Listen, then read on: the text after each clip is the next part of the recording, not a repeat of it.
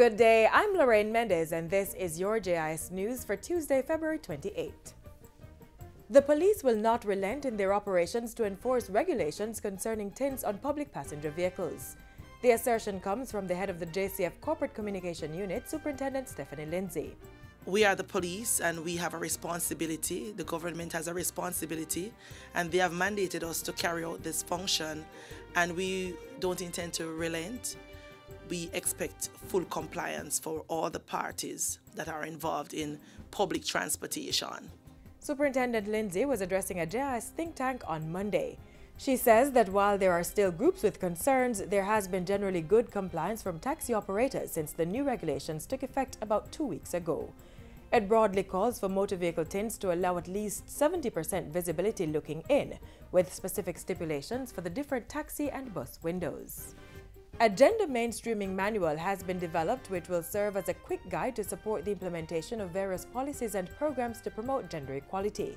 The manual was developed by the Gender Affairs Division of the Ministry of Culture, Gender, Entertainment and Sport. It was made possible through funding from the United Nations Fund for Gender Equality and Women's Empowerment. Director of Policy and Research at the Bureau of Gender Affairs, Sharon Coburn-Robinson, says the manual will assist with the mainstreaming of gender at the national level.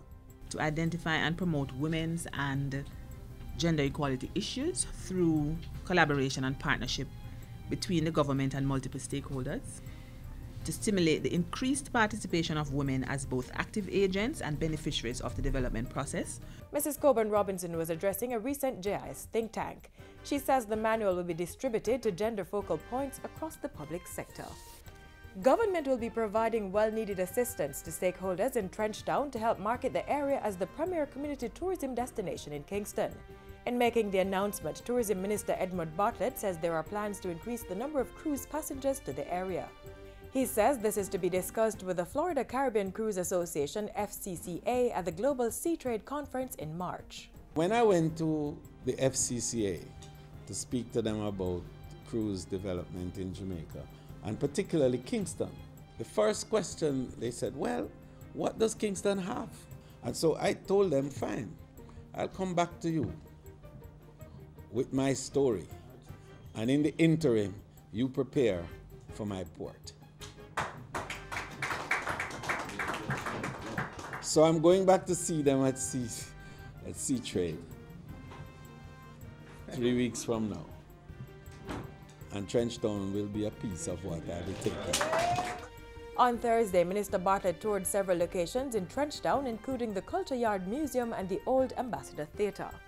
The Caribbean Maritime Institute, CMI, is much closer to gaining university status following the passage of legislation in both houses of Parliament. The House of Representatives passed the Caribbean Maritime University Act on January 24, and the Senate gave its approval last Friday with 26 amendments. The legislation repeals the Caribbean Maritime Institute Act, under which the institution now operates.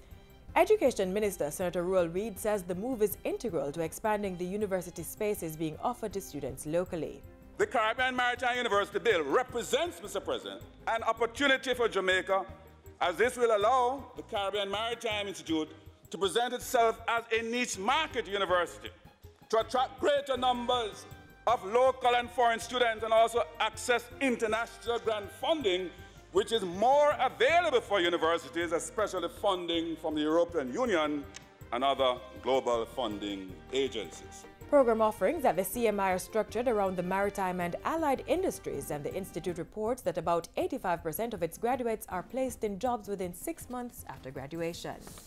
And finally, the National Environment and Planning Agency, NEPA, is pursuing the development of a strategic plan to tackle problems caused by plastic packaging materials in the waste stream. Chief Executive Officer at NEPA, Lieutenant Colonel Oral Khan, says the time is right as this is a central feature of the country's development path. NEPA's CEO was speaking at a Trash-Free Waters workshop recently. Lieutenant Colonel Khan says the production of plastics has increased in developed and developing countries, while the technological solutions required to ensure sound management is lacking.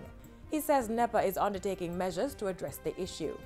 And that's it for JIS News today. I'm Lorraine Mendez. Thanks for watching.